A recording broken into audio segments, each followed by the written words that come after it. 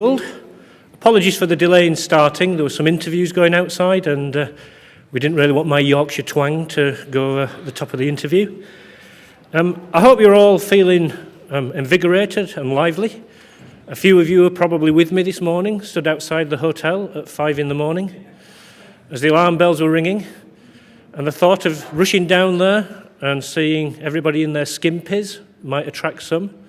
But can I tell you that the average age was 940, and it put me off my breakfast. So I think we're actually at a point where we've gone through probably the worst trading conditions in living memory. And amongst the people in this room, there'll be people who have had a rough time, some have had an absolutely appalling time, and some will have not done too badly. The beauty is that we're coming out of that recession, and each one of us needs to have a different strategy, one that will take us from the position where we are back to the growth that we saw of 2 to 3 years ago. And I think really it is a case now of making sure that we're match fit and ready. So I've got a fantastic panel of speakers today that are going to take us through some of their thoughts on the ways in which we can reinvigorate the market and move forwards. Unfortunately, Guy Buswell's not going to be able to join us, but he sent his superb number 2, who's going to come and speak to us, Jonathan Middleton, an old colleague of mine. We're also joined by Andrew Starkey, Steve and Sean Fox. So Steve Law from Firefox and Sean Fox from the Grafton Group. So without further ado, what we're going to do, please, is presentations, 15 minutes. Save all your questions to the end. Please, if you've got mobile phones, if you can have them off, and I promise you we'll finish in time for lunch. Andrew.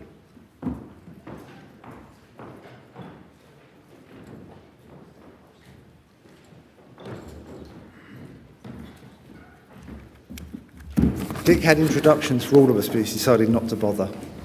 So we'll just kick straight in. So I'll have to introduce myself. I know many people here, but just for those who don't know me, Andrew Starkey. I run my own consultancy called Spiral 4, but for the purpose of today, I'm wearing my IMRG hat, the director of their delivery program, the IDIS program. As Dick said, the presentation theme for this session is all about a morning after, and after what you just said, Dick, I don't want to know what happened last night, or a new dawn. And how will the retailers respond, what's their focus, and what they're going to be requiring from the carrier community? Well, as I'm first up and I'm not a retailer, I'm going to have to take a bit of a punt and a bit of a guess at what the retailers are going to be looking for from the carrier community, from the supply side.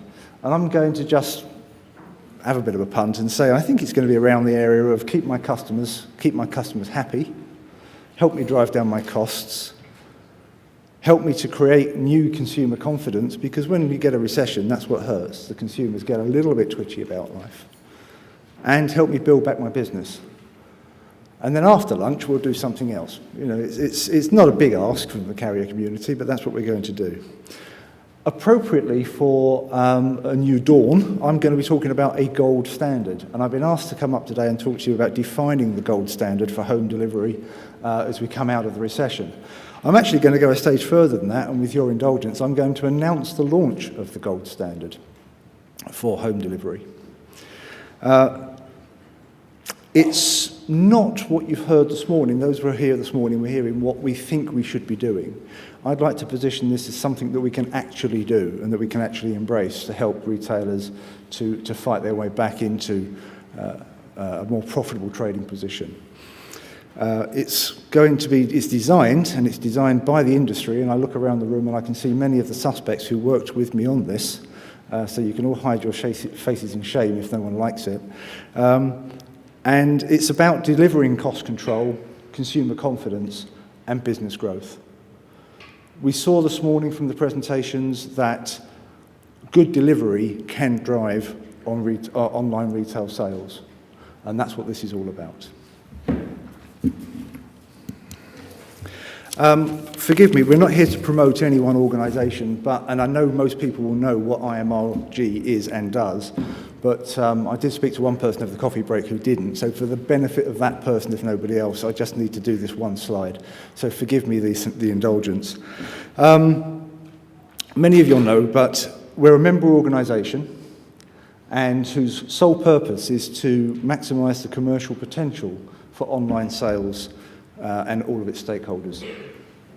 Online retailing, rather, all of its stakeholders. Three main threads of activity, that is to be a professional networking opportunity, to allow collaboration, opinion sharing, and to drive innovative ideas for the industry. The second thread is to produce market intelligence, market information, and market research to inform that whole debate. And finally, to set up industry standards to support best practice in the industry. And most notably, there's the ISIS scheme, which is Internet Shopping is Safe, and the IDIS scheme, which is Internet Delivery is Safe. And the gold standard that I'm going to talk to you about now comes under that latter banner. But before we launch into what the gold standard is, the first question is, why bother? Why do we need such a thing? We heard again this morning that consumers are, well, we said that consumers suffer in a recession from confidence. And the research that we've recently published, and also the research from Royal Mail and from Snow Valley, demonstrates that consumers are now taking delivery very seriously, and they look for delivery when they're thinking about who they're going to shop with. It's actually a differentiator now.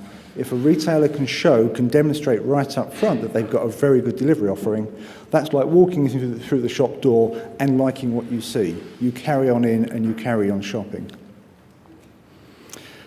And as we've also heard, and it's the Ocado experience, that as online shoppers become more discerning, more expert in their online trading experience, they want more information, more convenience, and more choice. And in short, and as unfair as this may sound, they want us to deliver to their specification, not to the one that suits our operation. It's not fair, but that's life. And on top of that, again, some research we've just published is that we estimate that the cost of failed first-time, on-time delivery, for whatever reason, not the carrier's fault, not the retailer's fault, could easily be the consumer's fault. They choose to go out and do something when they really should be waiting in for our drivers.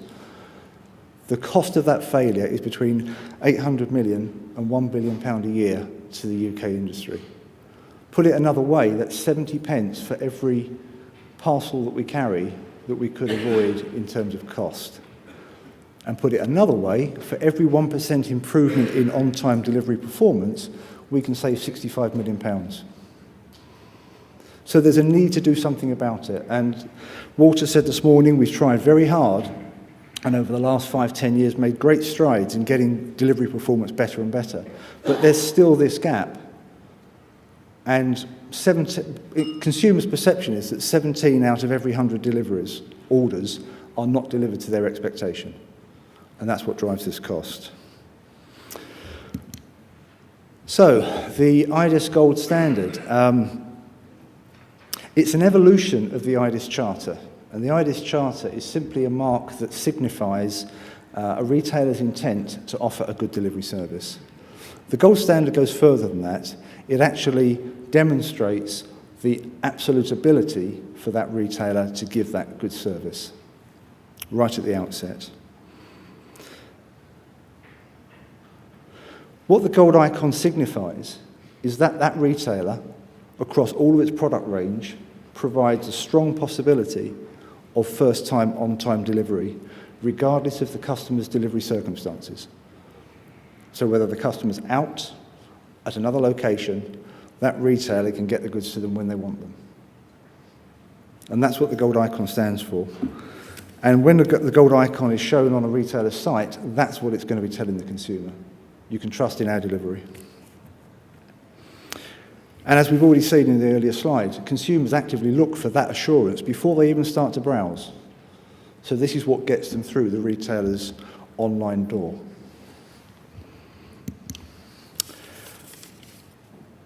Although the title of the presentation is defining the standard, if I did that, trust me, I'd be here all day and you'd be very, very bored. I hope you're not going to be very bored already, but we'll carry on. So what I'm going to do, if I may, is outline what the standard is, and then tell you how you can, after this event, go out and find out all that you possibly need to know. All the detail is out there. The standard itself is actually 16 individual benchmark standards set across what we've come to call, in the working group that put this together, the 4 stages of the delivery journey. And that's browsing, buying, in-transit delivery, and returns. And it covers 5 delivery types. And the 5 delivery types range from letterboxable, no signature required, right the way through to 2-man appointment required delivery. And what we've done to simplify this whole process is we've built an online assessment calculator which allows a retailer to go in and quite quickly assess their delivery offering against the best practice in the industry as defined by the industry. So how does it work? You go in there and you complete the calculator. There's a shot of it up there. And at the end of it, that retailer will immediately be told if their delivery offering meets the standard. There's no delay, it's an immediate feedback. And if they do, that's great. Carry on through, complete the accreditation process, and we will upload the gold icon to that retailer and provide them with all the support collateral that they need to promote their delivery offering in this way. If you don't pass first time, and because it's a gold standard, it's not an easy standard to hit, the best of the best will get it at first, and then we hope that all other retailers will come on through. So if you don't get it, again, you get an immediate report, live on screen, straight back to you, to tell you the areas that you need to work on in the opinion of the industry compared to best practice.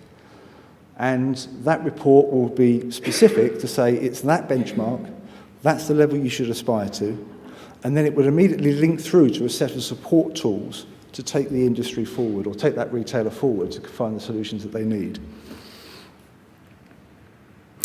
The assessment tools, the support tools, just a schematic there, but the support tools that are then available is there is a full best practice guide written by the IMRG Delivery Forum and a solutions directory. And the way it works is this. A retailer will find that they didn't hit standard 14, for example, and we will immediately tell them the area that they now need to work on to address that problem. We will immediately feed them with the best practice statements specific to that particular standard, that particular area. And we will immediately link that through to a solutions directory, connecting them with all the available solutions in the market that solve that problem. So the retailer, at a click of a button, has access to all that information straight the way through. And the idea, of course, is that they will then look at the best practice, talk to the supply side, come back, solve their problem, and then achieve the gold standard. So a very practical tool. And all those tools, they can be accessed independently as well as through the whole accreditation process. So if anyone just wanted to dip in and look at the best practice or dip in and look at the solutions directory, they can do that. And there's also a consumer's plain language guide so that we can actually start to inform consumers as to what they should expect from home delivery and the kind of decisions that they need to make. You know, I'm ordering something, will I be home on Wednesday? If I'm not, where should it go? Am I prepared to pay a premium because it's a gift, and do I really want to take the chance that it won't be there? So we start to engage the consumers in this whole process.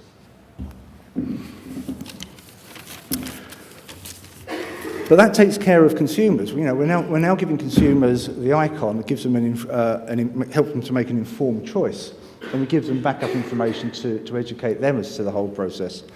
We're giving the retailer something to differentiate their offering in the market, to demonstrate that they've got a great delivery solution, and we're giving them all this best practice support and all of this solution support. But what about the suppliers? And there's a lot of suppliers in the room.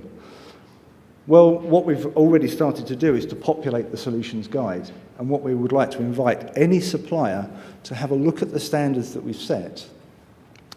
And if you've got a solution which you feel meets any one or more of those benchmark standards, or can help meet one of those standards, we would invite you to list your solutions in the directory, so that when that retailer does click on the support tools, your solution is fed straight through to them to allow them to solve their particular problem. And for any supplier who does get successfully listed on the directory, they can, if they wish, they don't have to, it's not mandatory, but they have the right to display that icon to demonstrate to the market that they support the gold standard.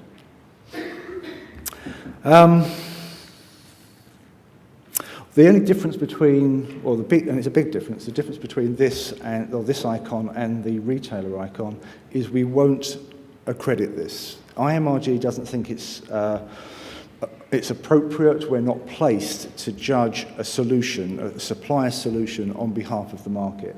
That's got to be something between the individual client and the supplier. We're not going to second guess what the retailer's particular needs are. That's for them to actually work out between them. But we are quite happy to list all those solutions within our directory. Okay. It's not just ask and you shall be given, unfortunately for some. But once we've got the application from the retailers, we will check that the delivery offering that they have stated they have, we will check it against the standards, and we will make sure that it does actually stand up. So it's not a question of anyone puts their hand up can have it. We will go through those checks. And those checks will be repeated once a year to make sure that that offering is always current and valid. And equally, as with the current IDIS schemes, if we find that we're getting lots of complaints from consumers about a particular retailer not delivering against their promise, we'll go in and look at that. And if we can't resolve the discrepancies, we do reserve the right to delist that particular retailer.